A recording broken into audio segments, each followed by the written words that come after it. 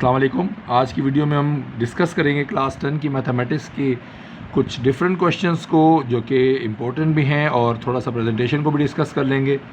अभी आपने देखा है कि जो आपकी कॉपीज़ आई हैं इस साल वो थोड़ी सी डिफरेंट हैं। उसमें आंसर नंबर की जगह यानी क्वेश्चन नंबर ऊपर पहले से लिखा होता है, उसकी जगह दी होती है। तो आप इसमें जो है क्वेश्चन नंबर मान लीजिए ऊपर पहले से गैप दिया हुआ, तो उसमें आप क्वेश्चन नंबर 2 लिखेंगे और नीचे इस तरीके से आंसर नंबर 2 लिख लेंगे। फिर हम बात करते हैं, मान लीजिए क्वेश्चन आपको दिया हुआ है पावर सेट्स निकालने का, तो इस तरीके से आप डेटा लिखेंगे और आपको पता है सेट ए अगर दिया हुआ है A B C D and power sets of A find करना है, तो आप इस तरीके से क्वेश्चन मार्क लगाएंगे, सॉल्यूशन लिखेंगे। फिर नंबर ऑफ सेट्स जो है निकालने का फॉर्मूला होता है 2 की पावर n।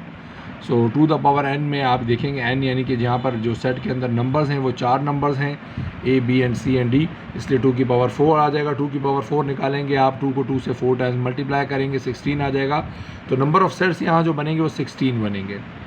अब 16 जो बनेंगे वो कैसे बनेंगे, पहले आप एम्प्टी हमेशा जो है आपके पास सेट बनता है, उसके बाद आप जितने भी सेट्स दिए होते हैं सबको एक एक करके लिखते हैं। पहले ए लिखेंगे, फिर बी, फिर सी, फिर डी। उसके बाद आप इसके पेयर बनाते हैं, पहले खाली का, फिर 1 का, फिर उसके बाद 2 2 का पेयर बनेगा। तो ए बी बनेगा और इसको बी सी नहीं बनाएंगे, पहले ए के पेयर सबसे बनाएंगे, यानी ए का पेयर बी से बनाऊंगा, ए का पेयर सी से बनाऊंगा, ए का पेयर डी से बनाऊंगा, फिर बी पे चला गया, बी का पेयर सी से बनाऊंगा, बी का पेयर डी से बनाऊंगा, फिर सी पे चला गया, सी एंड डी। अच्छा, ये रिवर्स में नहीं जाता, हमेशा आगे जाता है। अब 2 2 के बाद हम 3 3 के पेयर्स बनाएंगे। तो 3 3 का पेयर बनाने के लिए देखें, पहले ए बी का आप पेयर बनाएंगे सी के साथ, ए बी एंड सी, फिर ए बी एंड डी, फिर उसके बाद ये पेयर बनेगा ए सी एंड डी का, और फिर उसके बाद आखिर में बनेगा बी सी डी का। ठीक है, ये जो 3 3 वाले पेयर हैं 3 से 4, इसकी अच्छे से प्रैक्टिस कीजिएगा, ये आपको कंफ्यूज कर देंगे, थोड़ा सा कंफ्यूज करते हैं ये, तो इसकी अच्छे से प्रैक्टिस कीजिएगा। स्पेशली जो 3 सेट्स बनते हैं ना, A B C, A B D, A C D और बी सी डी, ये 3 कंफ्यूज करेंगे। बी सी डी सिंपल है। फिर आखिर में 4 का सेट दोबारा जब 4 4 का बनाने लगेंगे, A B C D question दोबारा आ जाएगा। जब आप इसको काउंट करेंगे 1 2 3 4 5 6 7 8 9 10 11 12 13 14 15 16, ये हमेशा 16 ही आएंगे। ठीक है, इस तरीके से आप सवाल के स्टार्ट में जो है एक ब्रैकेट ओपन करेंगे और एंड में जो है इसको आप इस तरीके से ख़त्म भी करेंगे। ठीक है, तो इस तरीके से आप कंप्लीट जो है क्वेश्चन करेंगे। ये सबसेट्स का, सॉरी पावर सेट्स का जो है इस तरीके से आपको करना है क्वेश्चन। तो बात करते हैं नेक्स्ट क्वेश्चन है, जिसमें आपको कहता है कि एक इक्वेशन है x² - 5x + 2m = 0, और कहता है इसके जो रूट्स हैं उसका जो डिफरेंस है वो है 1। तो बताइए m की वैल्यू क्या होगी। ठीक है, मैंने मोस्ट इंपॉर्टेंट क्वेश्चंस में ये क्वेश्चन भी दिया है, तो चूंकि थोड़ा डिफरेंट है इसलिए मैं इसको एक्सप्लेन कर रहा हूँ।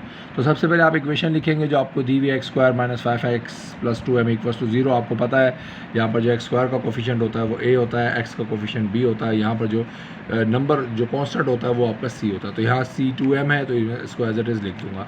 अब आपको पता है क्वाड्रेटिक इक्वेशन का फॉर्मूला लगेगा, क्योंकि क्वाड्रेटिक इक्वेशन आपको दी हुई है। तो खैर आपको क्वाड्रेटिक इक्वेशन, सॉरी फार्मूला नहीं लगाना, क्वाड्रेटिक इक्वेशन से मिलता जुलता फार्मूला होता है जो कि रूट्स के डिफरेंस का फार्मूला होता है, यानी अल्फ़ा माइनस बीटा का जो फार्मूला होता है वो है अल्फ़ा माइनस बीटा का फार्मूला होता है = रेडिकल में b² - 4ac/a। तो देखिए क्वाड्रेटिक इक्वेशन से काफ़ी मिलता जुलता है। क्वाड्रेटिक इक्वेशन में बाहर जो है -b होता है, प्लस माइनस होता है और अपॉन में 2 भी होता है। तो आपने ये लिखा, अब ए बी सी की वैल्यू आपने यहाँ निकालनी है। अब इस फार्मूले के अंदर अल्फ़ा माइनस बीटा का जो फार्मूला है उसमें आप वैल्यूज़ पुट कर देंगे, और b की जगह आपने उसकी वैल्यू पुट की, -5 का स्क्वायर लगा दिया, फिर माइनस लिखा, 4 की जगह 4, a की जगह 1 आ गया, c की जगह 2m आ गया, डिवाइड में a था इसलिए 1 लिख दिया। ठीक है, अब आप क्या करेंगे, -5 का स्क्वायर निकालेंगे तो माइनस ख़त्म हो जाएगा स्क्वायर से, तो ये बच जाएगा 25, और ये बाकी नंबर्स को जब आप मल्टीप्लाई करेंगे तो -4 1 = 4 4 2 = 8 m हो गया, और डिवाइड में 1 नहीं लिखते इसलिए ऐसे ही लिख दिया। अब चूंकि आपको उसने बताया था कि अल्फ़ा माइनस बीटा जो है यानी डिफरेंस जो है वो किसके बराबर है, 1 के बराबर है। ठीक है ना, ये आपको गिवन था सवाल के अंदर, उसने बताया था कि डिफरेंस जो है वो 1 का है, तो आपने लिख दिया, बट अल्फ़ा माइनस बीटा = 1, इसलिए आपका जो आंसर आया ये आप इसको बराबर रख देंगे 1 के। चलिए जी, यहाँ देखिए हमने 1 के बराबर जब रखा, तो अब ये चूँकि रेडिकल के अंदर आ रहा है, आपको पता है रेडिकल के अंदर से शिफ्ट नहीं हो सकता, तो रेडिकल ख़त्म करने के लिए हम क्या करेंगे, स्क्वायरिंग ऑन बोथ साइड करेंगे। 1 का स्क्वायर 1 रहेगा, या रेडिकल से स्क्वायर कट जाएगा, तो बच गया 25 - 8m = 1।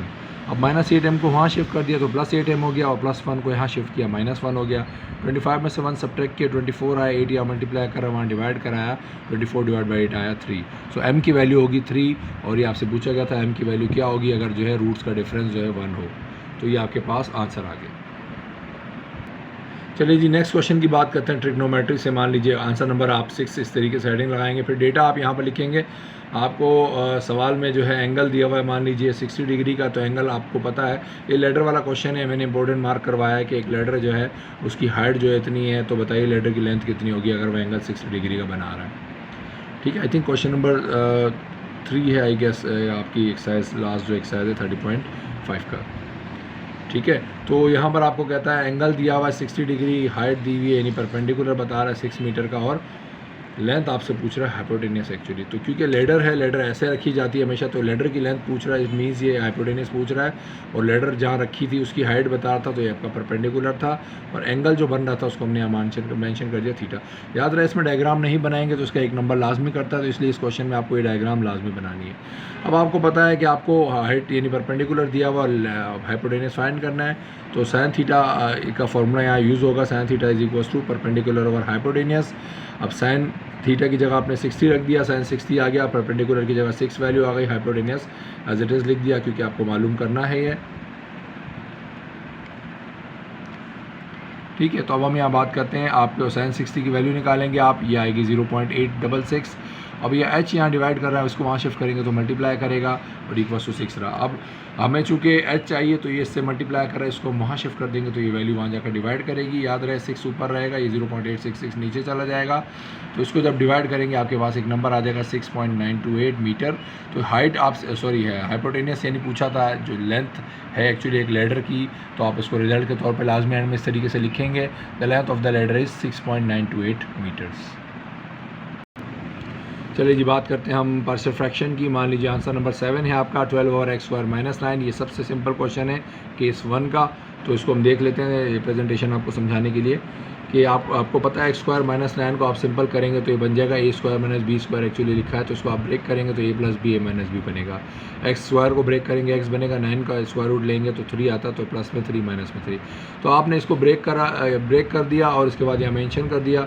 अब आप लेट कर लेंगे यहाँ पर कि ये जो आपको सवाल में दी हुई वैल्यू, अब जिसको हमने सिंप्लीफाइड फॉर्म में लिख दिया, ये एक्चुअली इक्वल है ए ओवर पहला नंबर प्लस बी ओवर दूसरा नंबर। अब आपकी मर्ज़ी, आप ए बी लिखें यहाँ पर या A1 A2 A3 लिखें, जो आपको सिंपल इजी लगे उस तरीके से। इक्वेशन 1 इसका आप नाम रखेंगे।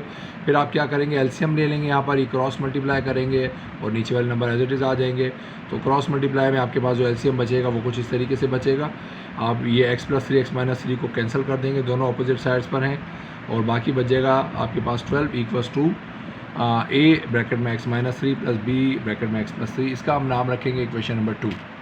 ठीक है, अब इक्वेशन 2 से हम वैल्यू हमेशा निकालते हैं। अब आप क्या करेंगे, इक्वेशन 2 में अगर आपको a की वैल्यू चाहिए तो आप b 0 करेंगे। तो मैं क्या कर रहा हूँ यहाँ पर, b देखें आपके पास b की वैल्यू जो है +3 आपको नज़र आ रही है। तो b ख़त्म करने के लिए अगर x की वैल्यू 3 है तो मैं इसको -3 रखूँगा।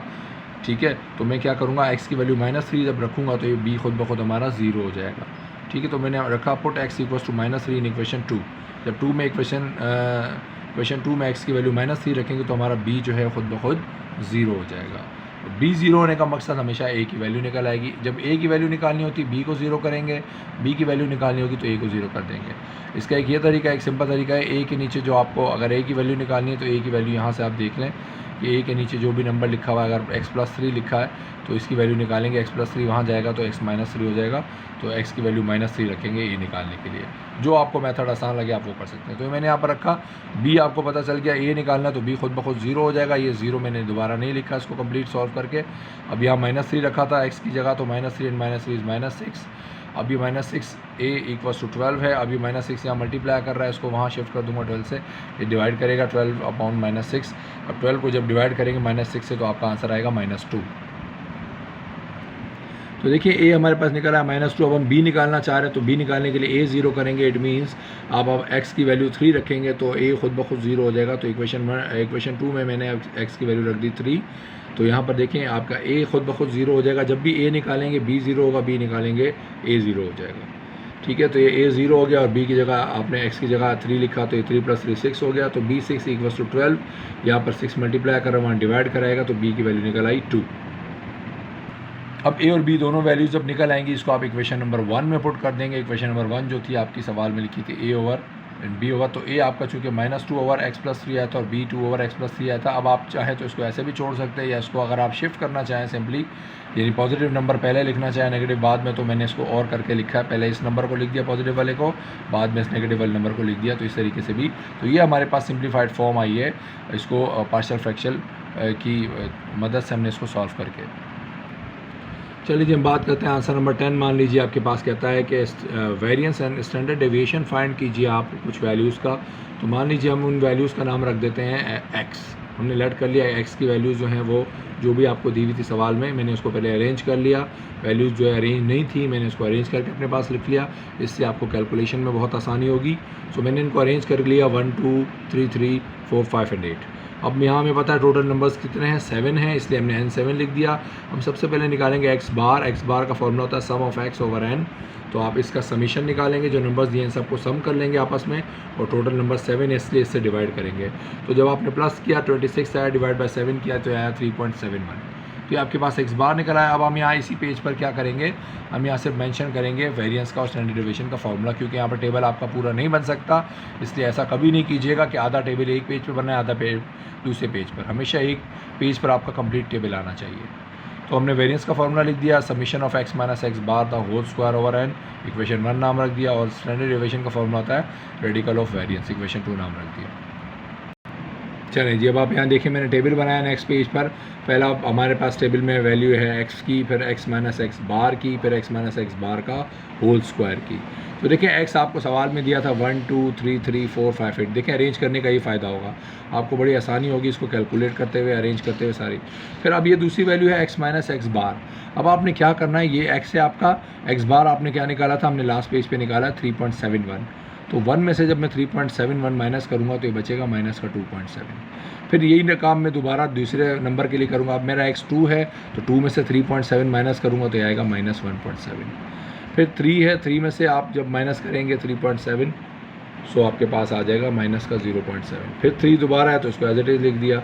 फिर 4 में से जब आप माइनस करेंगे तो अब ये पॉजिटिव वैल्यू आएगी। 4 में से 3.7 माइनस किया ये आया, 5 में से 3.7 माइनस किया ये आया, 8 में से 3.7 माइनस किया ये आया।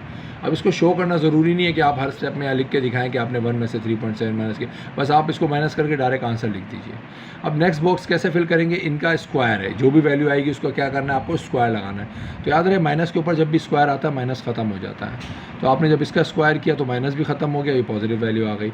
इसका स्क्वायर निकाला यानी माइनस 1.7 को माइनस 1.7 से मल्टीप्लाई करेंगे तो 2.89 आएगा। माइनस हमेशा ख़त्म हो जाएगा, नंबर का सिंपल स्क्वायर निकालना है आपको। 0.7 का स्क्वायर निकाला, 0.7 का 0. अब यहाँ पर एस में एंड में हम इनको क्या करेंगे, इनका समीशन करेंगे, इनको टोटल कर लेंगे। इसका टोटल चाहिए मैं एक्चुअली फॉर्मूले में, तो ये जितनी वैल्यूज हैं सबको मैं सम करूँगा, प्लस करूँगा, तो हमारे पास एक वैल्यू आ गई 31.43। अब ये मेरे काम की वैल्यू थी, इसको मैं इक्वेशन 1 में पुट कर दूँगा, जो हमने डिस्कस किया था फार्मूला कि वेरिएंस का फार्मूला होता है summation of x minus x bar the whole square over n। तो ये वैल्यू आई, n हमें पता था सवाल में 7 नंबर्स हैं इसलिए 7 से डिवाइड किया, आपका आंसर आ गया 4.49। ये वेरिएंस निकला। अब स्टैंडर्ड डेविएशन के लिए हमने यहाँ पर देखें मैंने लिखा है by putting values in equation 1 and 2। तो 1 में पुट की तो वेरिएंस निकला है, 2 में जो है 2 हमने मेंशन किया था फार्मूला क्या है, स्टैंडर्ड डेविएशन का फार्मूला क्या था कि आप वेरिएंस का स्क्वायर रूट निकालें। तो वेरिएंस मेरा चूँकि 4.49 आया तो इसलिए इसका स्क्वायर रूट निकालेंगे, तो ये मेरा आंसर आ गया 2.119। ये स्टैंडर्ड डेविएशन इस वैल्यू का निकला है। चलिए हम बात करते हैं अब आंसर नंबर मान लीजिए 11 है, ट्रिग्नोमेट्री का और प्रूफ करने का क्वेश्चन है। अच्छा ये मैंने शॉर्ट जो है इसमें सिर्फ 6 क्वेश्चन एक्सप्लेन किए हैं प्रेजेंटेशन के लिए। इसके बाद हम MCQs डिस्कस करेंगे, इंपॉर्टेंट जो हैं 30 MCQs पूरी बुक से जो है मैं आपको इसके बाद बताऊंगा, तो ये आपको लाजमी प्रैक्टिस करनी है। तो मैं आपको कहता प्रूफ कीजिए कि 1 plus cos theta over 1 minus cos theta in the radical is equals to sine theta over 1 minus cos theta. तो आप इसको लेफ्ट हैंड साइड से भी सॉल्व कर सकते हैं, बट लेफ्ट हैंड साइड से सॉल्व करेंगे तो ये काफ़ी टाइम लेगा, क्योंकि लेफ्ट हैंड साइड सॉल्व करेंगे तो फिर आपको राइट हैंड साइड भी सॉल्व करनी पड़ेगी। तो इसका एक सिंपल तरीका मैं बता रहा हूँ, राइट हैंड साइड से इसको सॉल्व करेंगे इंशाल्लाह इस तरीके से, तो आपका टाइम भी बचेगा और काफ़ी ईजी हो जाएगा। तो मैंने राइट हैंड साइड लिया, राइट हैंड साइड के बाद मैंने यहाँ क्या किया, by squaring and square root, मैंने स्क्वायरिंग भी की और स्क्वायर रूट भी किया इस वैल्यू के ऊपर, राइट हैंड साइड की वैल्यू पे। तो देखिए स्क्वायर जो है यहाँ पर आ गया साइन स्क्वायर और इस पूरे के ऊपर स्क्वायर आ गया, तो ये मेरे पास कुछ इस तरीके का आ गया। देखिए मैंने पहले स्क्वायर रूट लगा लिया ऊपर पूरे के, और फिर साइन के ऊपर भी स्क्वायर लगा लिया और नीचे वाली पूरी ब्रैकेट के ऊपर भी स्क्वायर लगा लिया। आपको पता है स्क्वायर और स्क्वायर रूट दोनों का हम एक साथ कर रहा हूँ तो वैल्यू पे कोई असर नहीं पड़ेगा, इसलिए मैंने यहाँ पर स्क्वायर भी किया, स्क्वायर रूट भी किया। तो अब इसको आप क्या करेंगे, अब इसको आप ये करेंगे, इसको आप कैंसिल नहीं कीजिएगा क्योंकि हम इसको सिंप्लीफाई करने वाले हैं। साइन स्क्वायर एक्चुअली फार्मूला होता है 1 माइनस कॉस स्क्वायर का। तो साइन स्क्वायर थीटा की जगह मैं लिख दूंगा 1 माइनस कॉस स्क्वायर थीटा, या मैंने मेंशन कर दिया कि सिंस जो है sine square theta equals to 1 minus cos square theta, और नीचे जो था स्क्वायर एज इट इज लिख दिया। अब याद रहिए इससे नहीं कर सकता क्योंकि होल स्क्वायर और ये इंडिविजुअल स्क्वायर है। अब 1 माइनस कॉस स्क्वायर अगर आप देखें तो ये लिखा हुआ है 1 का स्क्वायर माइनस कॉस का स्क्वायर, क्योंकि 1 का स्क्वायर तो 1 ही होता है। तो मैं इसकी जगह लिख दूंगा 1 का स्क्वायर माइनस कॉस थीटा का स्क्वायर।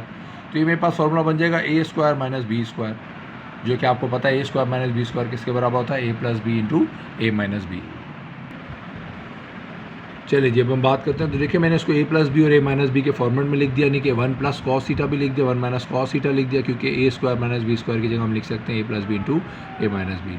तो अब देखिए ऊपर भी 1 plus cos theta 1 minus cos theta आ गया, और नीचे 1 माइनस कॉस थीटा का होल स्क्वायर है। तो यहाँ एक पावर से एक पावर कट जाएगी, यानी 1 माइनस कॉस थीटा कट जाएगा और इस नीचे एक पावर को कैंसिल कर देगा, तो ऊपर बच गया 1 प्लस कॉस थीटा, नीचे बच गया 1 माइनस कॉस थीटा रेडिकल के अंदर, और ये आपका लेफ्ट हैंड साइड आ गया। यही आपको प्रूफ करना था, लिहाजा आप जो है आपकी जो भी स्टेटमेंट आपको दी हुई थी आप वो लिखेंगे, और ये आपने स्टेटमेंट प्रूफ कर दी इसलिए आप प्रूफ लिखेंगे। चलिए चैप्टर नंबर 1 की इंपॉर्टेंट एमसीक्यूज़ की बात करते हैं। यहाँ पर एमसीक्यू नंबर 2 है जिसमें कहता है tabular form of set A is Z, यानी आपको कहता है जेड जो है बिलोंग करता है जिसकी values x square equal to 25 हैं। तो आप बताइएगा इसमें एक्स की वैल्यूज़ क्या होंगी। तो देखिए एक्स स्क्वायर का जब स्क्वायर ख़त्म करते हैं स्क्वायर रूट लेंगे तो प्लस माइनस 5 आ जाएगा, तो ये इसकी वैल्यू कहलाती है। अब यहाँ दूसरी एमसीक्यू की अगर हम बात करें तो यहाँ लिखा हुआ है A complement the complement the complement, यानी कॉम्प्लीमेंट के कॉम्प्लीमेंट का कॉम्प्लीमेंट। तो 3 बार आ जाए यानी ऑड टाइम आएगा तो कॉम्प्लीमेंट रहेगा, इवन टाइम्स आएगा तो कॉम्प्लीमेंट ख़त्म हो जाएगा। यानी कि अगर तो 2 बार कॉम्प्लीमेंट लगा हुआ है तो कभी भी आंसर में कॉम्प्लीमेंट नहीं आएगा, सिर्फ ए आता आंसर। बट अगर 3 बार लगा हुआ है या 5 बार लगा तो हमेशा आंसर कॉम्प्लीमेंट ही आएगा, ए का कॉम्प्लीमेंट।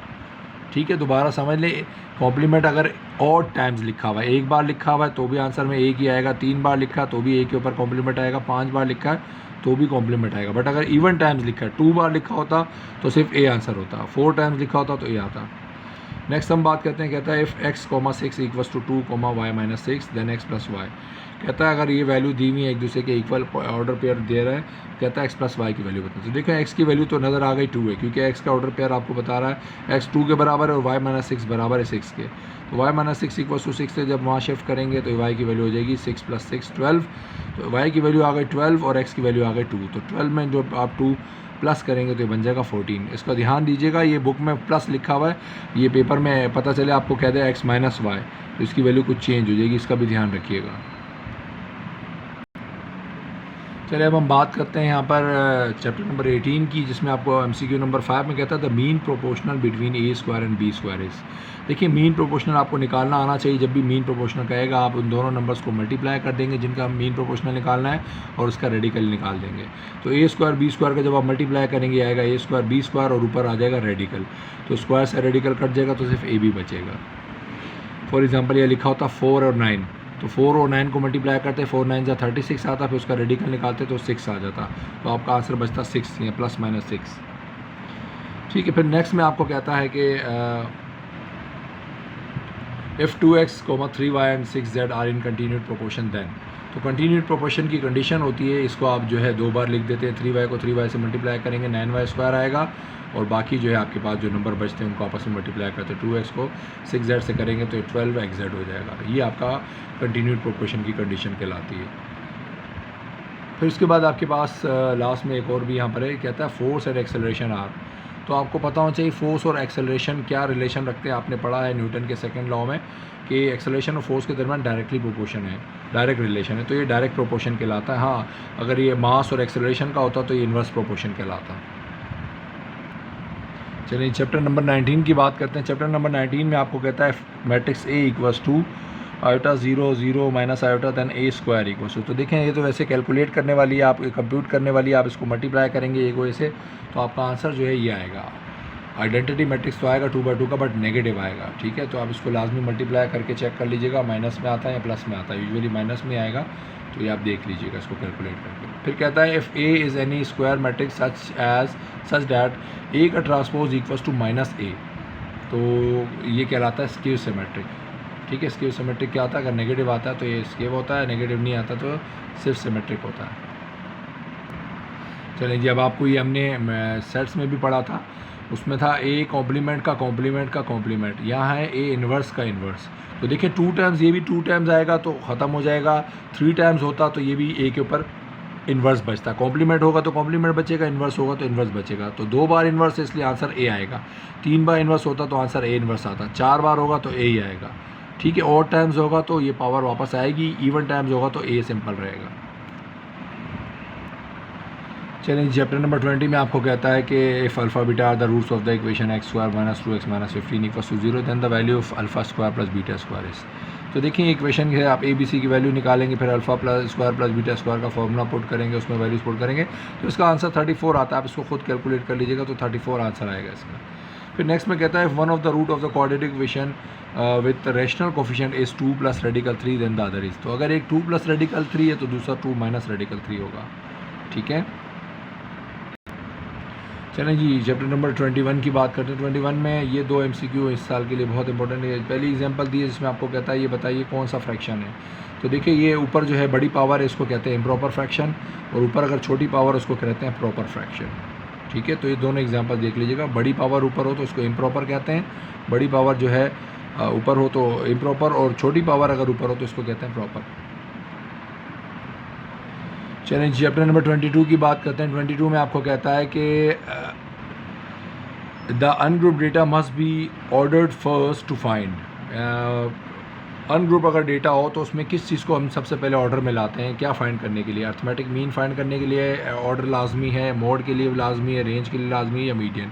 तो इसमें सिर्फ मीडियन ऐसा है जिसके लिए आपके पास ऑर्डर जो है लाजमी ऑर्डर होनी चाहिए आपका डेटा, या असेंडिंग या डिसेंडिंग, तो इसलिए इसका आंसर आएगा मीडियन। इसमें मैंने मार्क नहीं किया आंसर, तो इसका आंसर है मीडियन। फिर यहाँ पर नेक्स्ट में आपको कहता है कि if data contain a number equal to 0 then dash can not be computed. कहता है अगर किसी भी डेटा में नंबर एक 0 आ जाए तो उसमें क्या चीज़ कंप्यूट नहीं की जा सकती। देखिए आंसर 0 आना अलग चीज़ होती है, कंप्यूट ना करना अलग चीज़ होती है। तो ये नहीं कह रहा कि जिसका आंसर 0 नहीं आ सकता, तो GM का आंसर 0 आएगा, बट आएगा। तो कंप्यूट ना करने का मतलब क्या है? HM जो है फ्रैक्शन में अगर 0 आ जाए तो इन्फिनिटी हो जाता है, इनफाइनाइट वैल्यू हो जाता है, तो उसका HM जो है कैलकुलेट नहीं किया जा सकता। फिर नेक्स्ट में आपको कहता है if all numbers in are data और इक्वल देन, अगर किसी भी डेटा में सारे नंबर इक्वल हो तो क्या कंडीशन आएगी? पहली कंडीशन में कहता है AM GM HM तीनों इक्वल आएंगे, ये ट्रू कंडीशन है। फिर दूसरे में कहता है रेंज 0 आएगी, रेंज भी ज़ाहिर सी बात है 0 होगा, वेरिएंस स्टैंडर्ड डिवीजन भी 0। तो जब भी कभी 2 ऑप्शन एक जैसे आपको सही नज़र आए तो इट मीन्स वो उसमें एक ऑप्शन लाजमी ऐसा होगा जिसमें ऑल ऑफ दीज का ऑप्शन होगा, तो ऑल ऑफ दीज इसके आंसर जो है सही हैं। चलिए चैप्टर नंबर 23 की MCQs की बात करते हैं। तो कहता है ना right angle triangle hypotenuse is opposite side to. Right angle triangle में हाइपोटेनस जो है किस साइड का ऑपोजिट होता है? तो आपको पता होना चाहिए, एक तो एंगल की बात कर रहा है कि किस एंगल की, तो एक्यूट एंगल होता है, राइट एंगल होता है ऑब्ट्यूज। तो राइट एंगल की ऑपोजिट साइड को हमेशा हम कहते हैं हाइपोटेनियस। फिर नेक्स्ट में कहता है 5 centimetre and 12 centimetre are two sides of right angle triangle then hypotenuse. तो आपको हाइपोटेनियस के लिए पता है पाइथागोरस थ्योरम में हाइपोटेनियस स्क्वायर निकलता है base square plus perpendicular square. तो आप इन दोनों नंबर्स का स्क्वायर कीजिए, उनको प्लस कीजिए, और फिर उसका जो भी आंसर आएगा वो 169 आएगा, उसका स्क्वायर रूट निकालेंगे 13 आ जाएगा। चलिए चैप्टर 24 की बात करते हैं। इसमें आपको कहता है dash triangles are always similar. तो राइट ट्रायंगल्स हैं, स्केलिन ट्रायंगल है, एक्यूट ट्रायंगल, इक्विलेटर। तो इक्विलेटर ट्रायंगल हमेशा जो है सिमिलर होती हैं। फिर हम यहाँ बात करते हैं नेक्स्ट पेज पर, इसकी एक और MCQ जो इंपॉर्टेंट है। कहता है the bisector of an angle of equilateral triangle divides the opposite side इन। तो जो डिवाइड करता है ऑपोजिट साइड्स को 1:1 में करता है। फिर चैप्टर नंबर 25 में आपको पता होना चाहिए कि सर्कल्स के बारे में बोल रहा है कि all circles are always dash. तो हाँ, सारे के सारे सर्कल जो है हमेशा सिमिलर होते हैं। ठीक है, फिर इस तरह आपको कहता है सर्कल किसकी एग्जांपल है? तो circle is an example of dash curve, simple and close curve.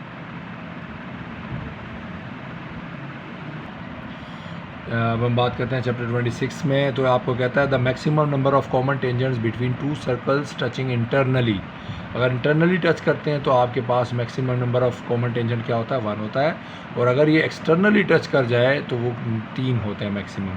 ठीक है, इंटरनली टच करे तो 1 होता है, और एक्सटर्नली टच कर ले तो 3 आपके पास कॉमन टेंजेंट होते हैं। चलिए चैप्टर 28 की बात करते हैं। इसमें कहता है the sum of opposite angles of a cyclic quadrilateral is, तो साइक्लिक क्वाड्रिलेटरल का जो ऑपोजिट एंगल्स का सम होता है 180 डिग्री होता है।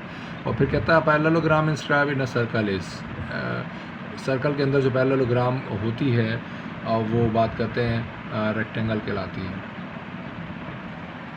चैप्टर नंबर 29 की बात करते हैं। इसमें कहता है angle between tangent and radial segment at the point of contact is, तो जो एंगल होता है वो राइट एंगल होता है हमेशा।